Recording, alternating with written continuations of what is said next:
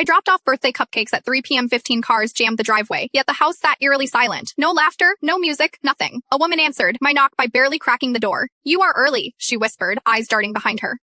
"Party starts at 3:30. My phone read 3:02. "I can wait in my car." "No." Her tone turned razor, sharp, almost frantic. "Just leave them. I'll take them now." But she didn't move. She stood frozen, wearing this bizarre stretched smile that never touched her eyes. Her grip on the doorframe turned her knuckles bone white. Then I caught it, a kid whimpering inside. Then another hushed, strangled, like they were fighting to stay silent. "Everything all right. Those kids sound hurt." "Perfect," she said, smile stretching impossibly wider. "They replaying hide and seek. You know how intense kids get. Hide and seek at a birthday party with 15 cars parked outside." A heavy thud echoed from inside, followed by a tiny gasp. She jerked hard, her fake expression slipping briefly. My phone.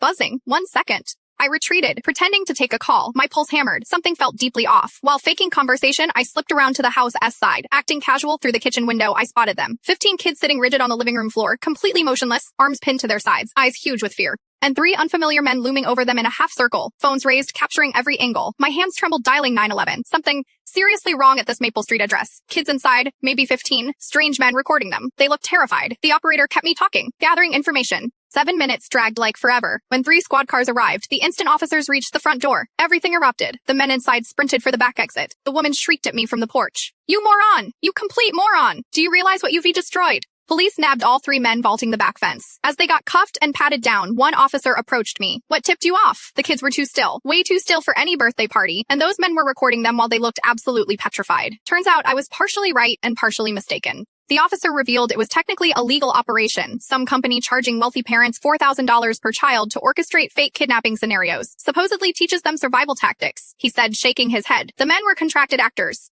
The tears were scripted realism. Parents had signed releases for everything. Completely above board, I felt utterly ridiculous. The woman, the business owner, remained livid, screaming as officers worked to settle her down. "Those children are traumatized because of you. Their parents invested serious money, and you destroyed it." I apologized profusely to the officers and left, feeling like the world's biggest fool. My face burned with shame, but 2 weeks later, a detective rang me unexpectedly. "You made the right call that day." I thought it was legitimate. Licensed, yes, but we'd been tracking them for months. Those actors, all 3 had priors for child exploitation. They were recording, but not just for training. They were peddling the footage on the dark web to twisted buyers. Parents believed they were safeguarding their kids. They were actually bankrolling predators to terrorize them on camera for profit. My stomach plummeted. Nausea hit me hard. "Oh my God!" "We busted all 3 yesterday, recovered their customer database. Endless hours of footage sold online. You interrupted them mid-operation. Without your call, they'd still be running."